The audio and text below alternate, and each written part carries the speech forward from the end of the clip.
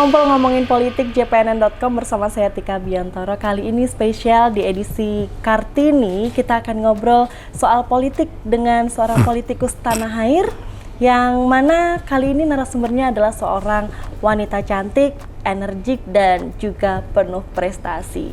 Beliau saat ini menjabat sebagai Wakil Ketua MPR RI, yakni Ibu Dr. Lestari Murdiat alias Ibu Reri. Selamat pagi, Bu Reri. Selamat pagi. Bu Reri, apa kabar? Baik, sehat-sehat semua ya? Ya, alhamdulillah. Bu Reri, apa kegiatannya belakangan ini, Bu Reri? Yang jelas sejak 2019 saya ini memulai perjalanan baru di dalam kehidupan saya. 30 tahun karir saya sebagai profesional ya di Media Group. Diawali dengan pertama kali dulu, sebelumnya saya sempat jadi reporter di majalah Editor. Kemudian ketika bergabung di Media Indonesia juga awalnya, karena waktu itu Media Indonesia punya section baru, berita wisata. Tapi mungkin pimpinan melihat saya lebih pas lah kalau juga diberi tugas mengawaki bisnis. Jadi kaki masih dua waktu itu, sampai akhirnya 100% membawahi marketing, terus business development, dan 2011 sebetulnya saya ya berpindah-pindah ya, Pak Surya menugaskan setiap ada bisnis baru saya diberi tugas. Dan saya menggantikan beliau, waktu itu beliau kan masih sebagai presiden direktur di beberapa perusahaan, saya menggantikan. Dan karir profesional saya terakhir sebagai CEO 10 tahun, 11 tahun barangkali. Ketika 2010 ya, sampai terakhir 2019 dan deputy chairman karena beliau chairman-nya. Ketika beliau kemudian memutuskan untuk meninggalkan dunia bisnis, menyerahkan kepada kami semua, ya saya masih mengurusi perusahaan. Ketika partai dibentuk, saya diminta untuk ikut terlibat. Tapi waktu itu kakinya masih setengah-setengah. Di partai sendiri saya duduk sebagai anggota majelis tinggi. Tapi masih ngurusin medianya? Masih.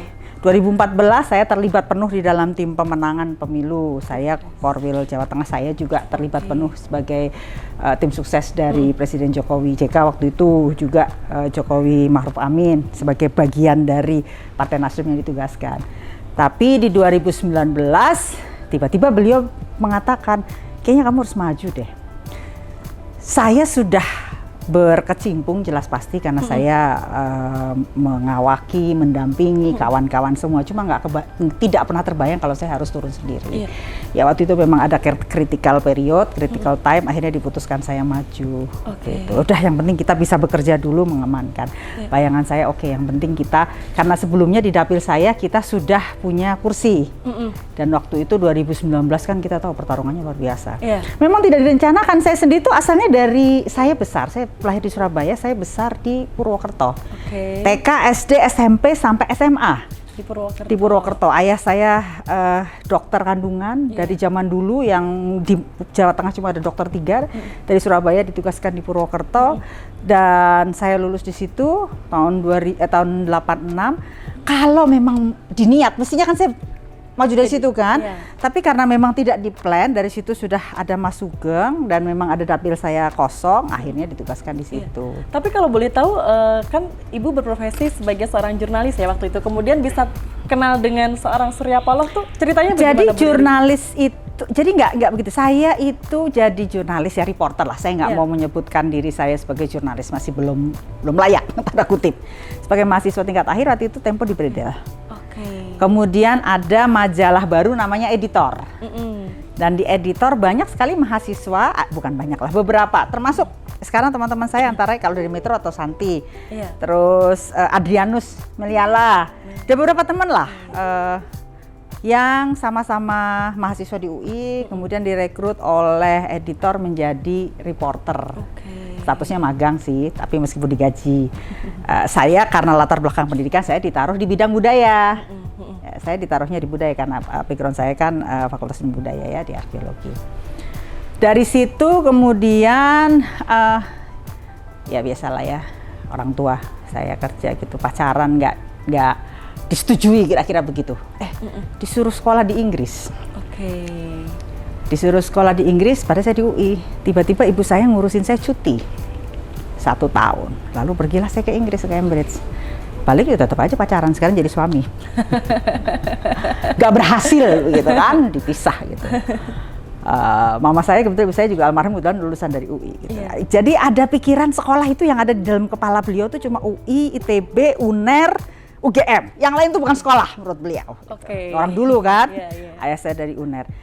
Menjadi berubah karena adik saya yang kedua masuk ITB, adik saya ketiga itu pintar sekali. Kok nggak bisa diterima di universitas negeri? Nah beliau terpukul waktu itu dan baru sadar zaman udah lain. Zaman udah beliau memang sangat maju, tapi ya biasalah mungkin orang dulu ya yang namanya sekolah tuh ya ada di situ. Nah, suami saya sekarang dari Unsud. Menurut beliau dengan pemikirannya dan pada akhirnya akhirnya ibu saya juga kanker ya, meninggal karena kanker dalam usia masih sangat muda, 51 tahun. 51 tahun 1 bulan. Sebulan sebelum meninggal, beliau bilang ya sudahlah ya, ini anak baik lah katanya. Yang penting dia bisa jaga kamu. Terus meninggal ya. Jadi yang lucu suami saya habis itu dia ambil S2, dia ambil S3, dia selesaikan di universitas yang masuk, ada listnya dari ibu saya dan bilang udah ya, utangku sama mama udah lunas kata dia. Jadi dari situ sebetulnya ini antara lain cerita perjalanan hidup. Terus kemudian saya lulus kembali ke Indonesia, saya selesaikan kuliah di Fakultas Sastra, Fakultas Ilmu Budaya Universitas Indonesia, jadi arkeolog. Satu dan lain hal menyebabkan saya meninggalkan bidang arkeologi. Biasalah anak muda kemarahan waktu itu masih rezim lama. Padahal saya sebetulnya sudah mendapatkan kesempatan untuk mengikuti pendidikan sebagai mahasiswa senior dan arkeolog muda gitu. Ada kemarahan terhadap rezim saat itu dan akhirnya saya bilang saya nggak mau jadi arkeolog. Lalu saya tahun 86, dulu saya berapa sih? 91, pasti ibu saya meninggal. 92 kemudian saya bekerja di sebuah perusahaan yang menjadi masih nulis-nulis. Jadi banyak bikin profil, PR segala macam. Tapi kemudian, memang Bu Reri hobinya menulis ya? Kayaknya dulu begitu ya, saya juga bingung gitu kan. Dan terus sebagai copywriter begitu. Terus kemudian, nah waktu itu yang namanya MICE, Meeting Incentive Convention, itu exhibition itu masih baru-barunya. Ada satu perusahaan baru berdiri dan certified, kemudian saya ditarik. Tetap awalnya copywriter di situ, mempersiapkan. Terus tapi karena mungkin latar belakang saya adalah aktif di organisasi, akhirnya banyak dikasih pekerjaan sebagai project koordinator. Project koordinator yang punya itu sekarang anggota DPR RI Bu Evita Nursanti, Royalindo. Dari PDIP dia udah 4 kali. Nah, kami udah kayak teman. Nah, saya bilang nih, rasanya ya kalau ngerjain begini nggak ngerti. Saya nih orang yang kadang-kadang kalau nggak bisa tahu, saya cuma pengen tahu ini apa sih. Lalu bersama-sama dengan Bu Vita, kami berdua ikut sekolah. Bu Vita bilang, Rer nih ada nih, tapi bayar sendiri-sendiri ya. Lu boleh aja ntar gua minta babe gue karena kami gue perlu. Ada namanya, kita ngomongnya London, Paris, New York, Tokyo, LSPR waktu itu. Lagi gaya-gayanya kan. Ikut ini aja deh supaya saya juga tahu. Maka saya, Bu Vita dan saya bayar sendiri-sendiri.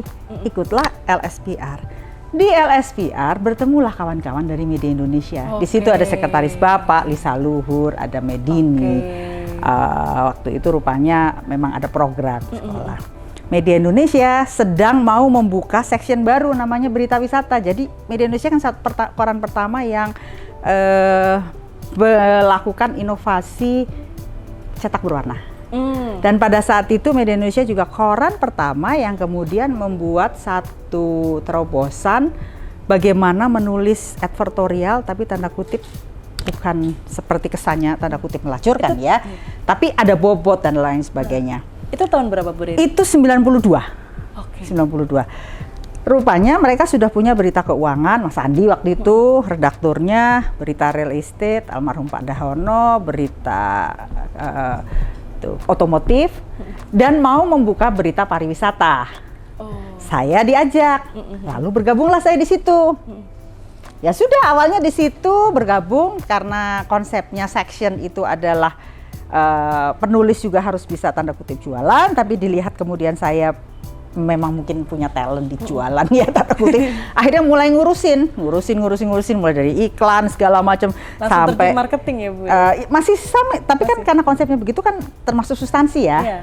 Terus ya di media Indonesia ya terus sampai jadi presiden direktur. Kemudian juga Pak Surya kemudian menugaskan di banyak perusahaan lain, ya di Indocater lah, di Lampung Pos lah, di mana saya mengganti Bapak gitu, Bapak Presiden Direktur saya gantikan. Yang tidak saya gantikan langsung itu Metro TV, karena saya ditaruh di Presiden Komisaris waktu itu. Gitu. Dan kemudian waktu Pak Surya CEO, karena meninggalkan dunia bisnis kemudian full di politik kan memang harus diputus, saya yang menggantikan. Nah, begitu, sampai kemudian ya pasti proses harus berjalan ya. Seorang pemimpin yang baik itu kalau dia bisa melahirkan pemimpin-pemimpin baru. Saya dididik demikian oleh para senior-senior saya di Media Group. Media Group itu sebetulnya sekolah yang sangat bagus sekali karena semua orang punya kesempatan menjadi pemimpin. Dan itu ditanamkan oleh Pak Surya, ditanamkan oleh para senior-senior saya juga melihat sendiri kebahagiaan kita kalau kita bisa membangun tim yang baik gitu. Istilah kita naik kelas. Kalau kita naik kelas harus ada yang naik kelas dong, gitu kan. Nah ya mungkin Bapak melihat ini saatnya kamu naik kelas Rer katanya. Harus jadi wakil ketua MPR. Tapi menurut Bu Reri sosok Surya Paloh itu bagaimana sih Bu? Pak Surya itu saya 30 tahun ya sama beliau. Kalau dia bukan orang luar biasa saya nggak akan selama itu dengan beliau. Beliau adalah pimpinan yang memang memberikan kesempatan pada kita untuk berkembang, dan yang paling bagus adalah tidak pernah meninggalkan kita dan bahkan memberikan ruang bagi kita untuk berbuat salah. Kalimatnya tuh selalu kalau saya membuat kesalahan dan saya sedih, termasuk yang ada implikasi, udahlah tenang aja Rer, ini uang sekolah. Selama bisa dipertanggungjawabkan, karena itu kesalahan karena kita belum lain ya, kalau kita curang, kita jahat ya, tetapi kalau itu adalah sebuah proses di mana kemudian banyak juga di dalam perjalanan saya terdapat situasi di mana kemudian beliau harus, karena beliau sudah meninggalkan, saya masih terus berkonsultasi, atau saya kemudian karena beliau tidak ada harus mengambil keputusan ternyata salah, itu diberikan ruang. Nah, itulah yang saya dapatkan di Media Group, dan ini Media Group itu kan berkembang sebagai sebuah ekosistem. Ya, ini sungguh sebuah ekosistem yang memang saya sangat nyaman di dalamnya. Ya udah 30 tahun. Sudah 30 tahun, jadi udah menjadi rumah sendiri, dan Pak Surya adalah sekali lagi orang yang memang memberikan kesempatan kepada kita siapa saja. Tidak peduli suku, agama, golongan, ras, dan gender. Terus kan sudah lama berkecimpung di dunia media, jurnalistik begitu Bu, kemudian hingga 100% terjun ke dunia politik begitu, prosesnya bagaimana Bu? Ada gejolak dalam diri? Sebetulnya tidak terlalu sulit buat saya, karena waktu Pak Surya aktif kembali di Golkar sebagai anak buah Surya Paloh, bukan sebagai orang Golkar.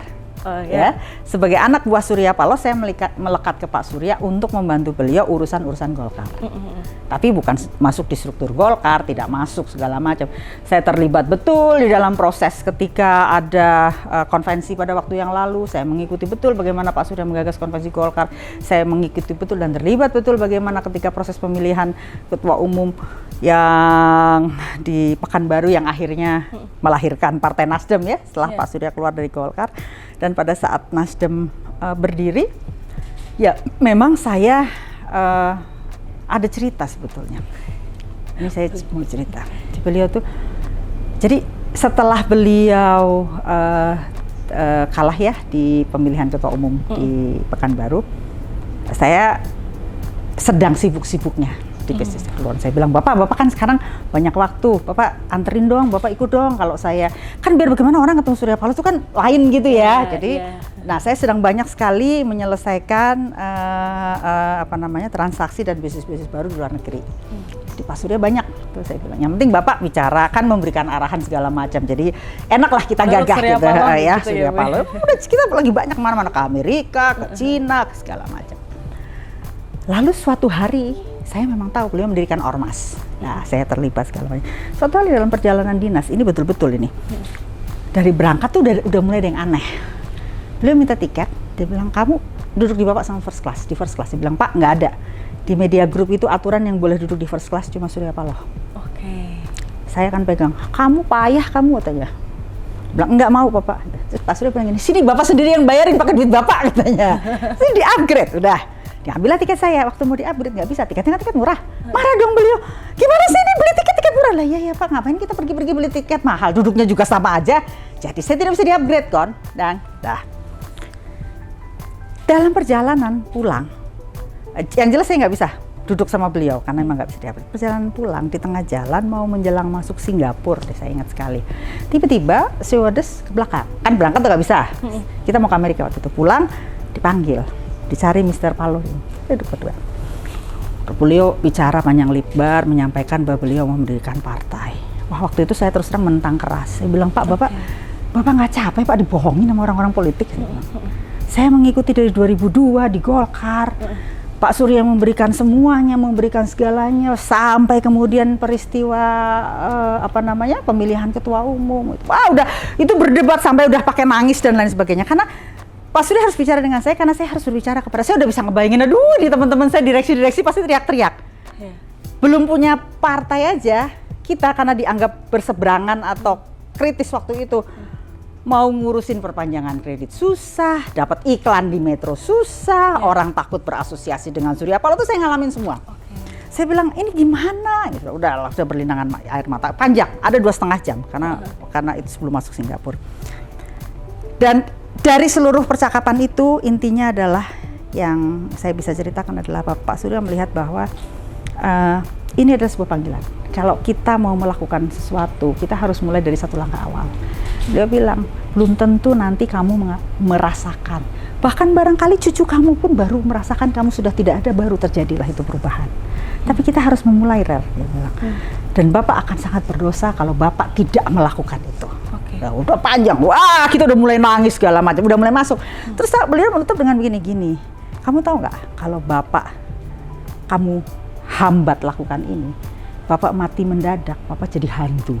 Kalau Bapak jadi hantu, orang pertama Bapak datangin, Bapak takut-takutin kamu. Itu saya lagi nangis gitu. Ya dengan ini. Tapi itu sebetulnya sambil bercanda, tapi saya bisa menangkap bahwa ini sangat serius. Oke, saya turun, dia bilang, Pak, gimana kalau kita istikharah? Sudah, Bapak sudah bicara banyak. Dan ada cerita lucu lagi. Pak Surya sebelumnya akhirnya pergi, tanda kutip mengelana, sendirian, kontemplasi ke Eropa, mau naik cruise, mau berpikir bagaimana. Gak ada yang nemenin kan, gak ada yang ngurusin, salah naik kereta. Teleponnya gimana ya salah naik kereta, karena gak lihat jadwal. Tapi yang lebih lucu, begitu naik cruise ada ketemu 200 orang Indonesia ABK, gak jadi kontemplasi dong gitu. Tapi makin beliau melihat, kita berhadapan dengan masalah-masalah real. Itu justru makin memperkuat dia bahwa dia harus mendirikan partai. Waktu itu apa ya yang Ibu Reri takutkan jika Surya Paloh Saya mendirikan partai? terus terang waktu itu sebetulnya saya tidak takut pada Bapak ya, tapi saya kan ngalamin. Sebagai CEO dari perusahaan seorang Surya Paloh, susahnya setengah mati di sini, di Republik ini. Dan kami bisa besar karena akhirnya ada sahabat baik Bapak yang memberikan kesempatan tidak di Indonesia. Kita mendapatkan kesempatan mengembangkan perusahaan di Afrika, kemudian berpartner di beberapa tempat, nggak main APBN, nggak ada urusan kata belece. Seperti misalnya yang saya hadapin ya, ini benar-benar yang namanya restructuring dalam perbankan itu hal yang biasa. Selama kita sudah semuanya lengkap segala macam, mau restructuring aja itu dihambat. Pak, udahlah itu cerita-cerita. Jadi saya bisa mengebayangkan senior-senior saya itu, belum begini aja kalau Metro nggak dapat iklan, yang diomelin saya. Ini gimana sih Reri, kita ditolak nih, kita nggak bisa dapat iklan. Itu banyak sekali. Tapi ketika Bapak mengatakan dan Bapak bilang, Bapak siap. Semua kan oke, tugas saya adalah berbicara dengan semua. Pak Surya itu orang yang sangat santun dan menghargai karyawan. Ketika beliau, saya nggak tahu kamu tentu masih di Metro apa enggak. Ketika beliau maju konvensi, beliau kumpulkan semua orang dan beliau pamit dari perusahaan. Oh, saya belum masuk nih, Bu. Sampai karyawan. Tapi ketika beliau kalah konvensi, beliau kumpulkan lagi semua orang dan mengatakan beliau kalah. Sama ketika peristiwa kemudian beliau memutuskan meninggalkan perusahaan karena mau maju di Golkar waktu itu. Nah, keputusan besar yang diambil melalui sebuah proses mendirikan Partai Nasdem, dan pada akhirnya memang banyak sekali cita-cita besar, dan saya melihat kalau saya tidak mendukung itu saya selfish. Ini kan karena ketakutan pada diri sendiri, ketakutan berhadapan dengan kesulitan. Saya berbicara dengan kawan-kawan, alhamdulillah teman-teman di Media Group paham, dan beberapa bahkan langsung kemudian tim sekarang Bang Saur Huta Barat adalah ketua Mahkamah Partai. Jadi di Nasdem banyak kawan-kawan dari media group yang kemudian bersama-sama ikut membangun partai. Terus pada akhirnya ketika Surya Paloh sudah mendirikan partai, apa wujud dukungan, bagaimana respons Ibu? Saya sendiri kan jadi begitu partai didirikan, saya jadi anggota Majelis Tinggi, resmi masuk struktur. Dan disitulah 2011 saya anggota Majelis Tinggi, saya terlibat betul dalam proses pemilu yang pertama yang diikuti oleh Nasdem. Saya juga menjadi penanggung jawab untuk wilayah Jawa Tengah dan Jogja. Jadi denyut kepartaian itu sudah saya ikuti 2011. Jadi sebetulnya nggak ada yang baru, karena saya juga terlibat banyak di tim strategik. Hanya bedanya dulu bukan nggak jadi tanda kutip menjadi lah, nggak ikut menjadi caleg lah. Nah, tapi kan saat ini sudah. Ya, pada akhirnya ketika saya diberi tugas, saya minta waktu. Apalagi saya 2016 kan sakit kan kena kanker, 2017 berobat. 2018 kemudian diputuskan, udah maju Jerer. Yang penting, ya saya pikir itu bagian dari dinamika yang saya harus jaga ya, tapi ternyata beliau memang mempersiapkan saya secara sungguh-sungguh untuk bisa ini, dan memang pada waktu itu pun ketika saya sudah di partai, dari 2011 saya sudah menyiapkan transisi. Sebetulnya alasannya pada waktu itu transisi persiapan tim bukan karena saya mau ke partai, tapi saya udah tahu umur saya kan udah menjelang 50, apalagi kemudian saya sakit ya. Ibu saya meninggal usia sangat muda gitu. Saya tahu bahwa saya harus mengatur lah gitu. Kalau kita mau mengambil keputusan untuk kemudian menjalani satu path baru di dalam hidup, kita harus betul-betul mempersiapkan dan harus yakin apa yang kita tinggalkan itu tidak kemudian rusak karena kita tidak persiapkan. Dan dari 2013-14 tim media group sudah mulailah melakukan kaderisasi, sehingga practically sebetulnya dari 2014 ke 19 itu ya saya ini aja helikopter view aja. Tapi semua sudah ini. Dan kemudian juga ketika 2014 kan saya bicara sama Pak Surya, Bapak, kita ini Tuhan sayang sama kita. Ibarat kita nih sekarang Bapak nih udah bisa punya Airbus 380. Tapi Pak, saya bukan pilot Airbus 380. Bapak juga bukan pilot Airbus 380. Kita bisa jadi pemilik. Kenapa nggak kita cari pilot yang handal, yang memang mampu? Maksud kamu, ya harus somebody yang kelasnya jauh di atas saya bertingkat-tingkat. Untuk bisa menjadi mentor, untuk bisa melihat dan mengendalikan ini, saya dengan sangat bangga, senang menjadi sebuah bisa beli Airbus 380, tapi saya nggak bisa nyetir Pak, saya bilang, dalam bercanda lah kira-kira ya. Akhirnya 2011 dan memang pada saat itu kita mulai sahabat baik dari Pak Surya, Bapak Adrianto Maghribi, dulu Presiden Direktur Freeport McMoran, Presiden Komisaris Freeport, sudah pensiun. Usianya beliau 70, saya ingat sekali. Saya udah 80 tapi masih oke loh Pak Adri.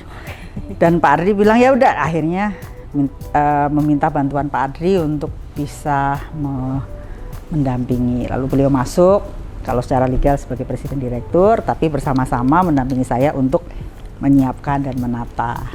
Gitu. Ibu Reri kan ini sebagai seorang wanita yang duduk di kursi Wakil Ketua MPR RI. Kalau boleh tahu sebenarnya dari posisi Ibu Reri ini apa sih yang ingin diperjuangkan dari sisi wanita? Duduknya saya itu kan penunjukan dari partai. Kalau di DPR memang hanya 5 kursi pimpinan, tapi di MPR RI sekarang semua dapat. Sebelumnya enggak, sebelumnya hanya 5. Jadi partai yang masuk 5 plus DPD ya. Nah, otomatis yang dibawa adalah garis-garis kebijakan partai yang memang berhubungan dengan tupoksi dari MPR itu sendiri, masalah-masalah kebangsaan. Yang sudah pasti. Dan dalam kebetulan saya juga perempuan satu-satunya. Ya. Dan ada tupoksi yang berbeda antara DPR dengan antara DPR dengan MPR kan. MPR lebih banyak berbicara masalah-masalah kebangsaan. Dilantik 2019, pada saat itu sebetulnya isu-isu kebangsaan itu sangat menjadi banyak isu kebangsaan yang menjadi pekerjaan rumah kita. yang terjadi di 2019, kemudian elit sendiri sudah selesai sebetulnya, sudah berpikir maju untuk Indonesia bersama-sama, tapi di bawah di grassroots kan belum. Sementara kita tahu persis Pak Prabowo sudah bagian dari kabinet saat ini, gitu kan? Tapi di bawah masih belum. Belum lagi kemudian berbagai macam krisis multidimensi dan berbagai macam krisis yang sebetulnya memang secara tidak sadar sudah ada di masyarakat. Dan oleh karena itu tugas MPR adalah sangat strategis ya, posisi MPR sangat strategis untuk memastikan bahwa negara ini bisa berjalan tanpa meninggalkan ideologi yang disepakati bersama-sama dan kemudian oleh para pendiri bangsa, para founding father kita menjadi sebuah keniscayaan yang harus kita lanjutkan. Tentu dinamika banyak, awal-awal banyak pembicaraan mengenai amandemen, bagaimana kemudian harus ada amandemen, tapi kita bicaranya mengenai GBHN, ada yang pro, ada yang kontra. Kita kena COVID. Ketika kita kena COVID, kita praktis 2019 Oktober dilantik. COVID kasus pertama itu 1 Maret 2020. Otomatis makin banyak lagi permasalahan dan alhamdulillah kami semua bisa bekerja dengan sangat baik, dengan kerjasama yang baik. Dan saya sendiri dalam kapasitas saya sebagai Wakil Ketua MPR Bidang Aspirasi Masyarakat dan Daerah kemudian membuat satu forum di mana ya thanks to technology ya, kita bisa terus berkomunikasi dengan publik, dengan para pemangku kepentingan, mencari masukan melalui satu forum yang disebut sebagai Forum Diskusi Denpasar 12. Ini alamatnya. Dulunya awalnya sebelum pandemi berkumpulnya di sini. Setiap Rabu 10 sampai 15 berdiskusi masalah-masalah kebangsaan untuk menjadi referensi lah ya. Rutin. Sekarang kemarin edisi ke-9, saya lupa 99 sudah. Nanti bukunya kita. Jadi akhirnya karena Covid kita rubah formatnya. Kita lakukan diskusinya secara virtual dan kemarin sudah edisi 99 dan sudah 3 buku. Yang lahir dari diskusi itu, masukan-masukan dari para ahli, dan nanti sebentar lagi buku keempat akan lahir. Tapi sebagai jajaran tinggi di kursi MPR ya Bu ya, sebagai seorang wanita satu-satunya di jajaran tinggi begitu, kalau yang dilakukan bersama Partai Nasdem, apa Bu untuk kegiatannya untuk perempuan-perempuan? Oh iya, pasti yang jelas kita mengawal RUU TPKS ya. Kita nggak hanya bicara di RUU TPKS itu kan dimensinya luas sekali. Dan jangan lupa, ujung dari itu semua masalah ketahanan bangsa loh. Ketahanan negara. Bayangkan satu negara ada, tapi tidak memiliki sebuah payung untuk melindungi para perempuan.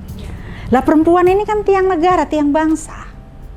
Bagaimana kemudian sebuah bangsa bisa kemudian, saya menggunakan bahasa settle ya, dengan begitu kompleksitas kalau perempuan-perempuannya tidak terlindungi. Dan oleh sebab itu dari aspek kebangsaan, Forum Diskusi Denpasar 12 sebelum disahkan saja kita 16 kali membuat diskusi. Dan terus kami roadshow segala macam. Dan begini, ketika kita bicara perjuangan RUU TPKS itu perjuangan kita semua, perjuangan bangsa. Di situ tidak ada partai, di situ tidak ada agama, di situ tidak ada ras, dan di situ tidak ada gender sebetulnya. Ini adalah perjuangan bangsa Indonesia.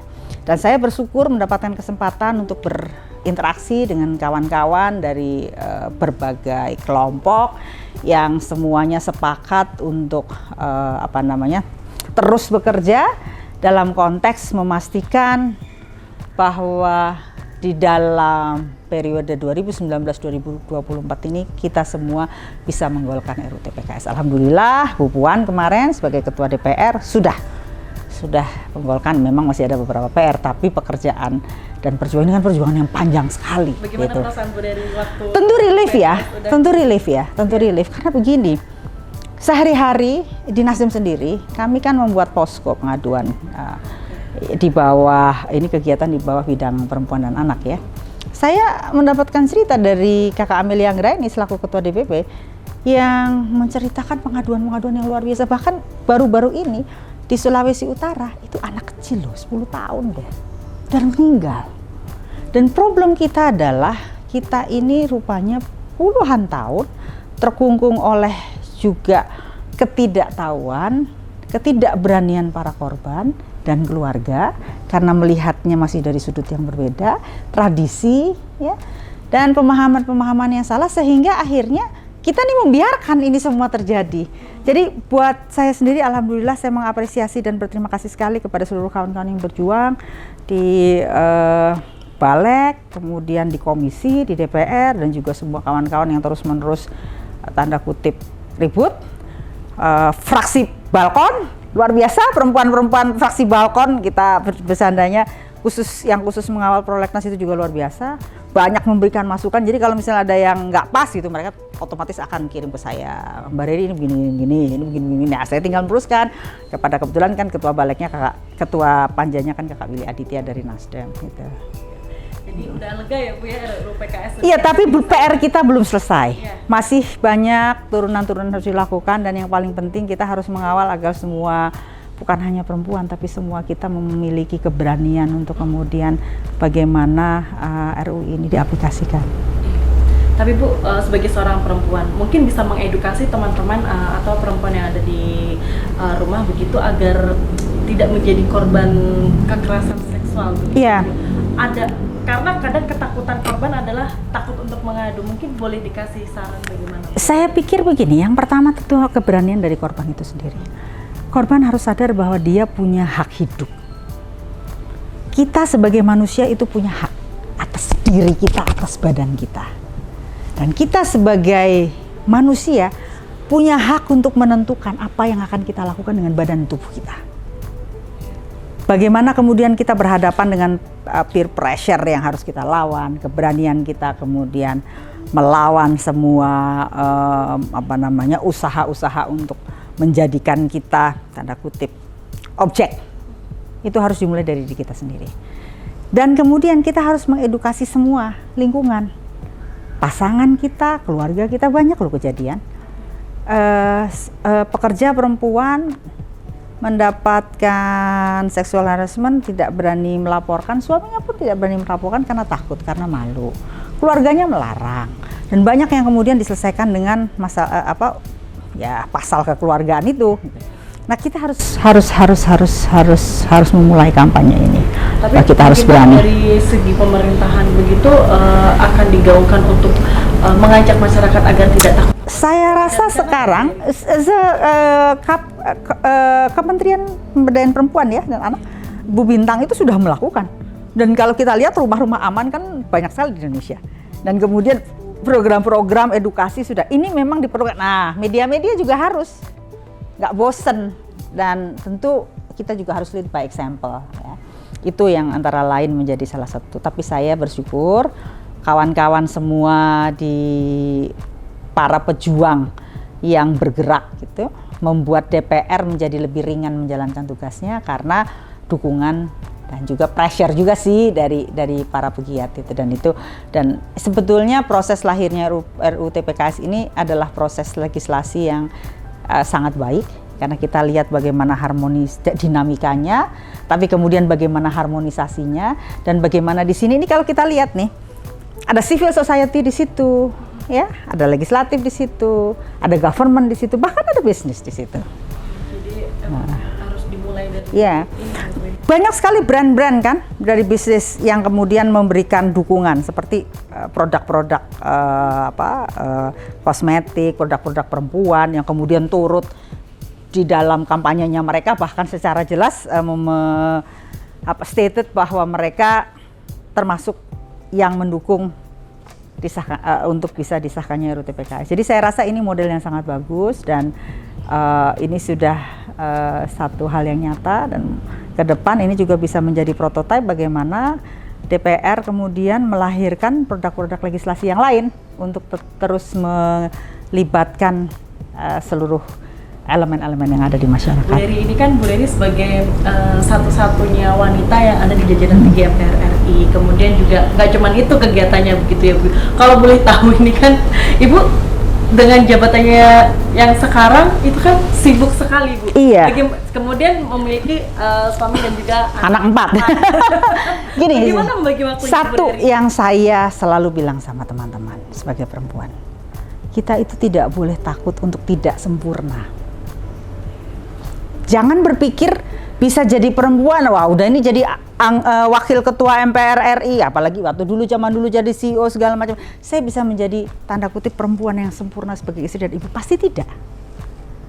Tapi kemampuan kita berkomunikasi, kita beruntung berada di dalam sebuah budaya yang membuat kita perempuan bisa memiliki ruang. Zaman dulu saya pertama kali berkarir karena ibu saya udah meninggal ya, mertua saya. Kalau ada apa-apa saya bilang, minta tolong dong Bu, saya harus pergi ke Amerika. Ibu datang aja. Waktu itu anak-anak masih bayi, umur 1, umur 2. Kalau saya pergi-pergi, ibu mertua saya pasti tinggal di rumah. Saya punya mbak yang ikut saya udah 26 tahun. Itu dibully sama anak-anak, tapi ditakuti sama anak-anak. Dibully bercanda ya. Gitu. Saya bergantung sama mereka, nggak ada mereka mati saya. Nah, keberanian kita mengakui kita tuh tidak bisa sempurna, manusia nggak ada yang sempurna. Pasti ada kekurangan-kekurangan, tapi dengan keberanian kita mengakui itu dari sejak awal, maka kita akan mendapatkan bantuan-bantuan, termasuk dari pasangan hidup kita. Saya dari awal saya udah bilang sama suami saya mau berkarir, bukan bekerja. Akan berhadapan dengan begini-begini. Ya kalau sekarang dia suka ribut hanya karena kesehatan aja. Dia takut sekali COVID begini, saya cancer survivor, nanti ada apa-apa, itu aja dia cerewet gitu. Tapi dengan cerewet dia bilang, udah pokoknya kamu kemana-mana sekarang ada satu mbak yang nggak boleh ninggalin itu mbak. Harus ikut nempel, dia ikut udah 10 tahun. Selama saya sakit dia yang rawat, ya udahlah kalau itu bikin dia diem ya ikut aja kemana-mana, nggak ada salahnya begitu kan. Atau kalau misalnya gitu, salah satu anak harus ada yang ikut, nanti kalau mama kena apa-apa ya udah ikutin aja begitu. Di satu sisi banyak sebetulnya, tapi itu kan tidak tiba-tiba. Itu sebuah proses yang terjadi. Saya menikah dari tahun 93. Orang menikah pasti ada naik dan pasti naik turun ya, bohong lah kalau dibilang smooth terus. Tapi ke penyesuaian, kemudian keberanian kita menyampaikan bagaimana kita berdialog dengan pasangan, kemudian sampai pada sebuah keputusan menjadi anggota DPR itu kan keputusan besar. Nah, tentu kalau saya tidak mendapatkan support, saya waktu kampanye itu saya lagi sakit. Saya kena kanker 2016, 2017 dan 2018 itu saya pengobatan. 2017 tuh rambut saya tuh habis botak kepala saya. 2016 pasti proses kemo dan saya pasti nggak bisa maksimal kampanye secara fisik. Saya dibantu anak saya perempuan dan dibantu ayah saya. Ayah saya kemudian dokter untuk berbicara dengan para perempuan-perempuan, melakukan kegiatan-kegiatan kemasyarakatan, pengobatan untuk edukasi lah. Dalam kondisi sakit masih iya, saya kan nggak bisa banyak, tapi support system saya banyak membantu. Oke, jadi ayah, anak, tentu ya tim lah ya. Tapi maksud saya yang ingin saya share adalah tadi keberanian kita untuk mengatakan bahwa kita tidak sempurna, dan tidak sempurna itu bukan dosa. Dan kemauan kita mengatakan bahwa kita butuh pertolongan dari sejak awal, saya dididik demikian. Mungkin itu sebetulnya kunci saya bisa seperti sekarang. Dulu tuh waktu masih jadi CEO, saya kan orang budaya ya. Tapi saya memang sangat tertarik manajemen, jadi saya seneng banget gitu sekolah belajar manajemen segala macam. Tapi saya tuh paling buta sama angka. Dikasih tahu angka 10 kali, lupanya 20 kali. Jadi teman-teman keuangan itu sudah tahu persis. Pokoknya kalau ada laporan keuangan, gue nggak bisa baca itu, tolong bacain itu apa maksudnya. Dari zaman saya belum jadi CEO loh, masih jadi manajer pun saya kalau baca laporan keuangan itu harus bisa. Saya nggak pernah bilang saya bisa. Saya memang mempelajari, tapi bagaimana kalau kemudian restructuring segala macam, dan kemudian saya beruntung dikelilingi orang-orang hebat pada bidang-bidangnya yang kemudian bisa menopang saya. Sebetulnya kunci kalau kita menjadi pimpinan puncak itu satu kok. Tugas kita tuh melakukan orkestrasi. Kita dan memang generalis itu tidak bisa, dia pinter di semuanya itu tidak bisa. Yang paling penting dia harus memiliki kemampuan strategik. Dan dia harus tahu kapan dia harus mainkan, kapan si A harus muncul, kapan si B yang harus bekerja. Dan kemampuan kita melakukan orkestrasi itu yang harus kita kembangkan. Dan saya belajar itu dari Pak Surya. Beliau adalah seorang dirijen yang baik sekali, yang bisa melihat dan kemudian memainkan orkestrasi di seluruh tim, dan tetap mengajarkan bahwa beliau juga bisa bekerja secara teknis di bawah.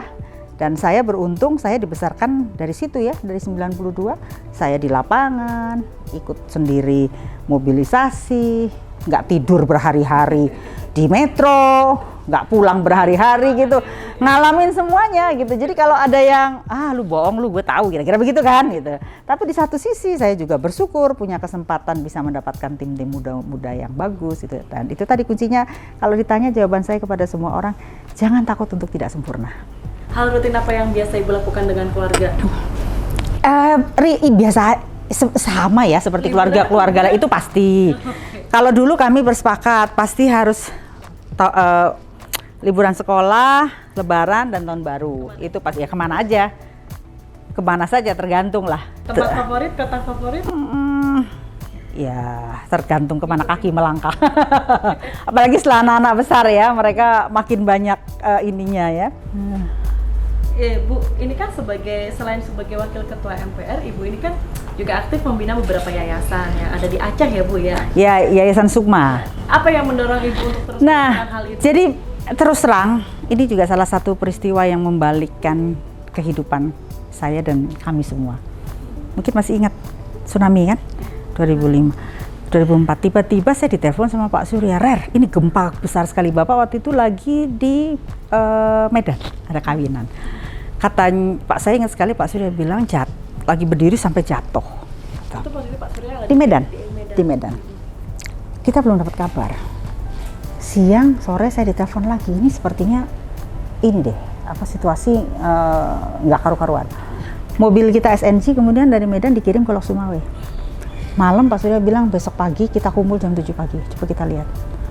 Dan kita sampai di Lok Sumawe, yang pertama kali memberitahu kepada dunia bahwa ada bencana luar biasa itu kan Metro TV. Kalau lihat bahkan di CNN aja kan ada tuh lambangnya. Udah, Pak Surya putuskan, udah kita harus buka ini dompet. Udah kamu pimpin semuanya. Dan waktu itu saya mendapatkan tugas, hari pertama kita semua bekerja.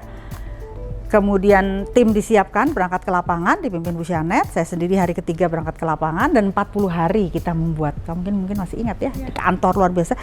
Kantor itu mulai dari pemilik, direksi sampai dengan manajer, gak ada yang ngurusin kerjaan. Semua bekerja untuk kemanusiaan. Jalan loh Metro, jalan loh media Indonesia. Sejarahnya tetap terus ada. Pekerjaan tetap ada, tapi waktu itu semua pimpinan, kalau ingat, itu bekerja di situ. Dan saya setiap hari pulang itu jam 3 pagi, mandi sebentar, tidur sebentar, jam 3 sampai 4, jam setengah 8 sudah balik lagi kantor. Setiap hari 40 hari. Dan luar biasa waktu itu, saya ingat sekali ada 3.300 relawan bergabung. Kita dompet kemanusiaan sendiri mendapatkan lebih dari 16 juta dolar. Laporannya bisa dilihat di laporan yang kita unggah. Ribuan ton barang. Saya ingat sekali orang semua kan ngumpulin, tapi begitu ngumpulin kan nggak ngerti bagaimana ngirimnya kan, ditaruhnya ke Metro kan. Ditaruhnya ke Metro sampai kita kekurangan gudang waktu itu pinjem. Saya ingat pinjem Lion Air. Semua teman, dan yang luar biasa di situ terjadi inisiatif dan kebersamaan yang luar biasa antara civil society, business people bersama-sama kemudian, dan Kedoya itu bisa jadi seperti center of command.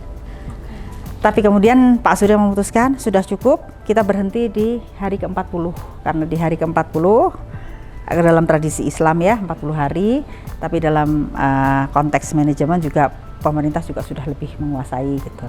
Kita berhenti, jadi kalau programnya pertama Indonesia Menangis, hari ke-40 kita badai pasti berlalu kalau ingat. Nah, hasil dari dana yang dikumpulkan 30% kita berikan untuk kita gunakan untuk emergency relief, masih sisa sekitar 70-an%. Itu yang Pak Surya perintahkan kepada saya untuk bikin sekolah. Itu saya tanya, Pak, ngapain sih bikin sekolah? Kita bangun aja, Pak, di Aceh. Kita bangun aja. Saya kan nggak ngerti gimana cara bikin sekolah kan. Ya kamu pimpin Larer bikin. Ya kita bangun aja, Pak. Kita perbaiki. Kata Pak Surya, perbaiki boleh, tapi kamu harus bikin sekolah. Kenapa? Aceh kehilangan satu generasi. Nah, jadi gini, kamu harus bikin sekolah nih. Ini benar nih kalimatnya. Yang pertama ini di Aceh. Ya, ini kehilangan satu generasi. Kamu harus siapin anak-anak Aceh itu, ya. Dia, Pak Surya, yang pertama, sekolah ini nanti kamu harus menyiapkan anak-anaknya harus bisa bahasa Arab dan harus paham Al-Quran. Paham lu bukan hafal. Oke. Yang kedua, dia harus bisa bahasa Inggris. Kamu harus persiapkan mereka jadi warga dunia. Dia, ya, panjang dia bicara lagi. Dan ini yang paling penting. Ini paling penting di atas segalanya. Coba kamu nyanyi, gitu, Pak. Hah, nyanyi apa, Pak? Kan kita lagi makan. Dari Sabang sampai Merauke. Kenapa nyanyi, Pak? Kamu nggak pernah diajarin? Ya pernah dong, Pak. Coba nyanyi. Nah, kita nggak bisa nyanyi, jadi nyanyi dari Sabang sampai Merauke. Berjajar pulau-pulau, sambung menyambung menjadi satu. Itulah Indonesia. Ketika saya sampai Indonesia, dia bilang, nah itu. Semua anak yang sekolah di situ harus tahu, tidak ada yang namanya Indonesia tanpa Aceh dan Papua. Ah, kau carilah yang bisa bikin sekolah itu, katanya. Bingung dong kita. Ngurusin TV, ngurusin catering, suruh ngurusin sekolah. Jadi dibentuklah tim. Waktu itu Pak Udik masih ada.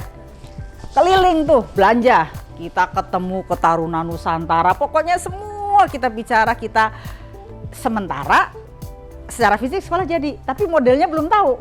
Singkat kata ketemulah dengan Mas Komarudin Hidayat melalui Metro. Pertanyaan Mas Komar, ngapain sih Surya Paloh mau bikin sekolah? Saya cuma jawab, saya ulangin cerita itu. Dari Sabang sampai Merauke, kata Mas Komar, saya bantu. Lalu Mas Komarudin Hidayat menunjuk timnya. Waktu itu kebetulan ada satu lembaga namanya INSEP yang sudah pertama kali membuat sekolah tenda, dipimpin oleh Mas Ahmad Baidowi. Untuk ketemu, wah pertama ini orang yang paling benci sama Surya Paloh. Ngapain sih itu namanya Surya Paloh? Sok tahu bener bikin sekolah segala macam. Ketemu kita dong perempuan-perempuan. Anda tahu nggak bikin sekolah bagaimana? Nggak ngerti. Nggak ngerti. Saya, dalam benak saya, orang tuh kalau bikin sekolah kelas 1, 2, 3, 4, 5, 6, 7, 8, 9, 6 sampai SMA tuh ada muridnya semua. Ternyata enggak loh. Kelas 1 dulu naik kelas 2, naik kelas 3. Itulah ketololan elementer. Tapi barangkali karena dia pikir ini perempuan-perempuan ini elementer sekali, tapi mau ya terus datang kan. Lihat dulu deh, lihat dulu. Begitu dia lihat, ini bukan bangunan sekolah. Bangunan sekolah nggak seperti ini tidak memahami kaidah sekolah. Jadi gimana Mas? Yang ini nggak ada, saya langsung perintahkan. Jebol aja, bongkar. Kaget dia. Dia bilang saya nggak perlu bertanya pada Pak Surya. Dan ini tidak kalau urusan bongkar membongkar bukan dana masyarakat, tapi Pak Surya sudah memberikan kewenangan pada saya. Kalau memang tidak sesuai kita sesuaikan. Maunya Mas seperti apa? Singkat kata jadilah sekolah tersebut. Sampai hari ini usianya sudah, nanti saya kasih semua bukunya ya. Kok saya jadi lupa. 2006 sampai pokoknya anak yang masuk SD udah lulus SMA. Dan sekolah ini sudah Mas Baidowi, by the way, masih bersama kita sampai hari ini. Dan seluruh tim sudah Mas Komarudin setia, Mas Komar. Dan sekolah ini sudah bermetamorfosa, bukan hanya sebuah sekolah, tapi ini juga sebuah tempat pembelajaran. Nah, saya sendiri disertasinya mengenai sekolah ini, bagaimana sebuah proses transformasi dari sisi manajemen, yang kemudian tidak hanya sebagai sekolah saja, tapi karena satu dan lain hal, Tuhan juga memberikan jalan pada kita mengambil peran secara langsung dalam beberapa proses-proses kebangsaan. Contoh, jadi kita ikut membebaskan sandera ABK. Jadi ceritanya kan saya bilang saya suka sekolah ya. 2008 iseng-iseng saya bilang ya itu juga kita tuh perlulah buat nge-charge ya. Di samping kita juga jalan-jalan lah gitu. 2008 saya minta izin sekolah sama Pak Surya. Dari datang setahun tuh 3 kali kelas gitu di MRT. Saya bertemu dengan kawan-kawan dari Filipina, dari Asian Institute of Management yang sedang menangani masalah Mindanao. Karena kita harus banyak prototipe, saya bawa ke Aceh. Lalu kita bergaulah dengan mereka, Mas Bay masuk ke Mindanao dan punya teman-teman. Tiba-tiba ada penculikan. Kak, saya ingat sekali kita lagi rapat di bulan April, terus kita lagi rapat Nasdem. Si Desibo laporan. Sampai hari ini belum ada titik terang begini-begini. Pasti udah nanya, Rerer, Kak masih punya teman-teman nggak? Masih aja sih Pak. Saya telepon Baidowi. Kita coba telepon teman-teman di Mindanao. Ya udah kita jalan deh ke sana. Saya telepon minta izin ke Menteri Luar Negeri. Saya bilang kita diam-diam, kita tidak ada pemberitaan, tapi kita coba mencari jalan. Desi, kita bilang Desi kamu ikut, tapi bukan sebagai pewarta. Kamu adalah bagian dari mission. Singkat kata, proses itu membawa kita. Jadi ini diplomasi pendidikan. Jadi contohnya misalnya saya punya guru. Guru itu yang sangat dihormati oleh di sana. Kita oleh teman-teman Mindanao dipertemukan oleh seorang guru besar. Sebutnya Grand Alpha, ada di berita-berita. Grand Alpha ini kemudian bilang ke penculik, kamu jangan nyulik deh, sini balikin orang-orang itu. Nah, singkat kata, begitu dapat, pemerintah Indonesia berproses, Pak Surya lapor ke Presiden Jokowi, kita semua menyerahkan, kalau diperintahkan untuk membebaskan kita ikut, ternyata proses pembebasan yang dipimpin oleh kelompok yang tidak berhasil, mereka maunya menyerahkan pada kita. Jadi Mas Bay sama Desi Boy itu di lapangan, peristiwa serah terima. Dan sebagai barter, kita bawa pulang 40 orang anak Mindanao sekolah di Sukma. Karena kata gurunya, kami capek perang begini. Kok kamu bisa ya bikin sekolah begitu? Saya mau dong belajar. Nah, jadi orang nggak bisa lagi bilang, Partai Nasdem mau ngeklaim yang bebasin kita, tapi ngeklaim. Katanya kan terus sampai sempat ribut begitu. Lah, kalau ngeklaim ngapain kita bawa pulang 40? Emangnya nggak ada biaya? 40 anak Mindanao bersekolah selama 3 tahun sampai lulus. Baru kemarin graduation, waktu graduation 2020 Februari, persis sebelum COVID, dihadiri oleh Presiden Jokowi. Berarti itu yang mendasari yayasan ibu untuk membangun yayasan. Terus, itu kan awal karena memang awalnya karena undang-undang semua dana sumbangan itu dananya harus ditampung di yayasan. Tapi sebagai informasi dari tahun kedua dananya udah habis, semuanya uangnya Pak Surya dan uangnya Media Group. Tapi kami tetap comply, silahkan bisa dilihat. Dan di tahun 2020 yang lalu bahkan di samping wisuda anak Mindanao, di Aceh itu ada yang namanya Kenduri. Yayasan Sukma kemudian menginisiasi yang namanya Kenduri Kebangsaan. Jadi mengumpulkan semua pihak untuk duduk bersama-sama, merajut kembali keharmonisan gitu. Yang tadinya berantem, duduk sama-sama. Dan perlu diketahui karena pilihan politik Partai Nasdem, kalau 2014 Partai Nasdem itu mendapatkan kursi di semua dapil, di 2019 hancur, kehilangan kursi. Karena itu pilihan, tapi Pak Surya bilang ya sudah, ini konsekuensi kita terhadap pilihan. Tapi selesai itu, tanggung jawab juga kami ditugaskan untuk bagaimana kembali kemudian merajut kebangsaan melalui Kenduri Kebangsaan, dan Presiden Jokowi hadir. Dua belah pihak duduk bersama-sama. Dan akhirnya sudah bisa Betul. baik-baik saja ya Bu ya. Baik, Bu Dery, terima kasih banyak. Tapi sebelumnya ini terakhir Ibu, pertanyaan terakhir. Sebagai ibu rumah tangga juga, sebagai seorang wakil pimpinan DPR, menanggapi Wakil MPR. Iya, gini, kita tidak bisa menutup mata mengenai masalah tata kelola. Ya, pasti ada hal-hal yang harus diperbaiki di masalah tata kelola. Tetapi kita juga harus melihat masalah pangan ini bukan hanya masalah Indonesia saja. Masalah ini adalah masalah global yang sudah sebetulnya didetect oleh banyak badan termasuk FAO bahwa indeks pangan di Februari yang lalu itu adalah indeks tertinggi loh selama 40 tahun.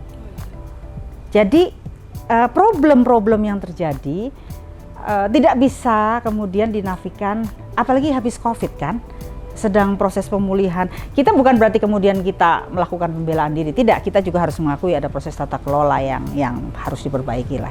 Tapi kita harus paham bahwa di depan mata kita banyak sekali permasalahan-permasalahan yang betul-betul memerlukan langkah-langkah yang konkret.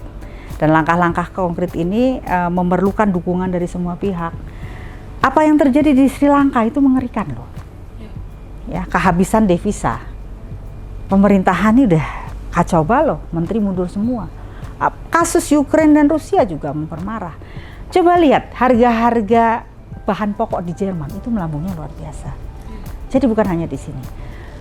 Kita dihadapkan pada satu situasi di mana di sini memang membutuhkan satu, kalau masalah tata kelola tadi sendiri ya, satu hal ya. Tapi yang kedua tentu kita sendiri juga harus kemudian bersama-sama mencari jalan keluar sebaik-baiknya untuk bisa menyelesaikan masalah ini. Dengan tidak memperburuk situasi, saya menyesalkan apa yang terjadi di DPR pada waktu yang lalu. Ya, tentu menyampaikan kritik, mengkritisi kebijakan, menyampaikan pendapat adalah hal yang sangat wajar di era demokrasi seperti sekarang. Tetapi bagaimana kita melakukan itu dengan santun, ya? Bukan berarti santun itu nggak keras loh. Keras tetap bisa, tapi kan tetap bisa santun. Nggak perlu sampai memukuli, kemudian melakukan kegiatan yang melakukan hal-hal yang begitu biadab, Ya, kita tahu persis Bang Ade, apa yang terjadi dengan Ade Armando gitu ya. Artinya itu saya kira yang harus kita ingatkan lagi kepada semua, khususnya anak-anak saya ini, para mahasiswa, bahwa harus hati-hati juga. Kalau terjadi kekacauan di Indonesia, yang akan menderita kita. Kalau terjadi apa-apa, belum tentu kemudian apa yang dipikirkan dan disampaikan oleh banyak pihak bahwa kita bisa menjadi lebih baik kalau misalnya ada pergantian rezim, itu akan terjadi. Kita harus belajar banyak dari apa yang terjadi. Coba lihat Arab Spring, apa yang terjadi sekarang. Coba lihat yang terjadi di Libya, apa yang terjadi sekarang. Saya tidak membenarkan apa yang dilakukan oleh para diktator ya, tapi kita dari awal pendiri bangsa kita memberikan ruang bagi kita untuk bisa duduk bersama-sama. Di situ ada musyawarah, ada mufakat, ada jalur-jalur untuk bisa menyampaikan pandangan, pendapat ya.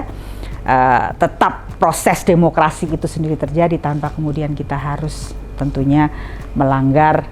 Yang terpenting adalah hak-hak kita sebagai manusia, hak asasi manusia kalau menurut saya. Baik Bu Reri, luar biasa sekali. Terima kasih. Hari ini kita bisa ngobrol banyak tentang perjalanan Ibu menjadi seorang reporter, kemudian menjadi seorang CEO Media Group, hingga akhirnya sekarang menjadi Wakil Ketua MPR RI. Semoga bisa menjadi tauladan bagi masyarakat yang nonton video ini. Dan garis bawah, jangan pernah takut untuk menjadi tidak sempurna. Jelas, itu tadi pesan untuk para perempuan. Pesan dari Bu Reri untuk para Kartini yang ada di rumah, spesial ngompol kita kali ini. Terima kasih Bu Reri. Terima kasih kembali, salam sehat. Kita kali ini semoga kita bisa berjumpa dalam Terima kesempatan kasih. yang lain. Baik, itulah tadi ngompol ngomongin politik jpnn.com edisi spesial Hari Kartini bersama Ibu Reri, Wakil Ketua MPR RI. Saya Tika Biantoro, dan sampai jumpa di ngompol selanjutnya.